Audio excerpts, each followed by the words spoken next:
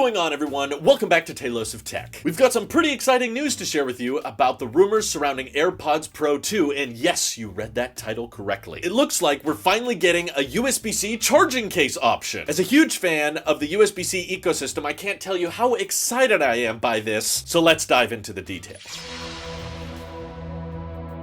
So, this all started with the iOS 16.4 beta leak. MacRumors, a reliable source for Apple news and leaks, got their hands on some information suggesting that Apple is planning on releasing a USB-C charging case option for AirPods Pro 2 in September. Now, I don't know about you, but I've been waiting for this day to come for quite some time. Apple, the great unifier of tech and ecosystems, seems to finally be taking steps in the right direction. So what does this mean for us consumers? Well, first and foremost, it's a clear indication that Apple is finally embracing the USB-C standard across more of their products. We've already seen this happen across MacBooks and iPads, but it's refreshing to finally see it brought to the AirPods line as well. This is great news for those of us who have invested in the USB-C ecosystem and want to minimize the number of cables we're carrying around all the time. To quickly recap, the AirPods Pro 2 launched in last September, and they included better audio quality, H2 chip, Find My support, and 2 times better noise cancellation. But a USB-C charging case would be a welcome addition to the lineup. Now, I know some of you out there will be questioning whether or not this transition is necessary, considering Apple's push for a lot of their MagSafe technology. And to be fair, that's a valid point, but let me explain why Apple's decision to bring USB-C to the AirPods Pro charging case is a smart move. First off, it's all about convenience. With more and more Apple devices making the switch to USB-C, it only makes sense for Apple to also join in on the party. This allows for a more streamlined charging experience and means we don't have to carry around additional cables to charge all of our different Apple devices. Plus, it's an excellent way to future-proof their products, as USB-C continues to gain traction as the go-to charging and data transfer standard. Another reason why I think this makes more sense is that it signals Apple's commitment to a more unified ecosystem. As someone who appreciates consistency and simplicity in my tech products, I love the idea of having one charging standard across the board. And let's not forget, USB-C is not just about charging, it's also capable of data transfer and video output, which could open up some interesting possibilities for AirPods Pro 2 down the line. Now, I want to address one potential concern some of you may have, and that's price. We all know that Apple products tend to carry a premium price point, and I'm sure some of you were worried that USB-C on the AirPods Pro charging case may drive the price higher. Well, the good news is that, according to the rumors from MacRumors, the USB-C charging case will not be increasing the price of AirPods Pro 2. That means we can enjoy the convenience and benefits of USB-C without having to pay extra for it. It's a win-win situation. Of course, as with any leak and rumor, it's important to take this information with a grain of salt. While MacRumors has a solid track record, nothing is confirmed until Apple officially announces it. That being said, I genuinely hope this rumor turns out to be true, as it would be a game changer for the AirPods Pro 2 and the Apple ecosystem as a whole. So what are your thoughts on the possibility of AirPods Pro 2 getting a USB-C charging case? Are you excited as I am for this development, or do you think it's unnecessary? Let me know in the comments down below. And before we wrap up, I'd like to remind everyone that September, the rumored release month, is still a few months away. So that means we have plenty of time to speculate, discuss, and of course get even more excited for USB-C coming to AirPods Pro 2. So make sure you're subscribed to this channel, have notifications turned on, as I'll be keeping you up to date with the latest developments on the story. That's it for today, folks, and I hope you enjoyed this video. If you did, don't forget to hit that like button and share this video with your friends who are also excited for AirPods Pro 2 rumors. Thank you so much for watching, and I'll see you in the next one.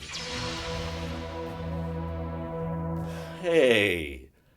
That was weird, wasn't it? What you guys actually just witnessed was my first video scripted by GPT4. Thank you to Michael Burkhart in particular for actually paying for the service, so I didn't have to, but he actually fed it a prompt to see how well it could churn out a Tailosive Tech video. Here was the exact prompt we fed the bot, okay? Write a video script in the style of Tailosive Tech talking about the latest rumors about AirPods Pro 2 getting a new USB-C charging case option. This was leaked in iOS 16.4 beta, reported on by MacRumors, and it's expected that Apple will release the new version of AirPods Pro 2 with USB-C in September. He'll be pretty excited about the fact that Apple is finally switching some of their products to USB-C, and he's a huge fan of the USB-C ecosystem. The video should last around 6 minutes, so write a decently long script. And we did, for the record, try to see if it could churn out a skit at the beginning, because I know a lot of you guys like the skits, but the outcome was not really anything funny, and it honestly felt like the bot didn't really know what a skit was. It was kind of just rethinking that, okay, okay, because it's Tailosive Tech, he's a YouTuber, and YouTubers have to say, welcome back to Tailosive Tech, and be sure to hit the subscribe button, and we'll see you in the next one. So maybe that earlier chunk of the video that felt very scripted, because it was, and maybe a bit less personal, that didn't carry around my personality as much as a typical Tailosive Tech video. This is perhaps why GPT can't quite replace everything, right? I thought it did an incredibly good job at kind of assembling the facts and kind of adding on top of them. You know, nowhere in the prompt did it say to take the leaks with a grain of salt. It did capture that aspect of it, and they did mention that, okay, it's gonna be a while before these headphones come out, so there's more time for us to speculate, and I think it captured like the bullet points of a traditional tech leak video, but it missed a lot of that character that I tend to convey with the skits and a lot of my own personality by having little offshoots of thoughts that would go left and right and kind of be scatterbrained, because I tend to not script these videos. And while some of you may find the skits cringy,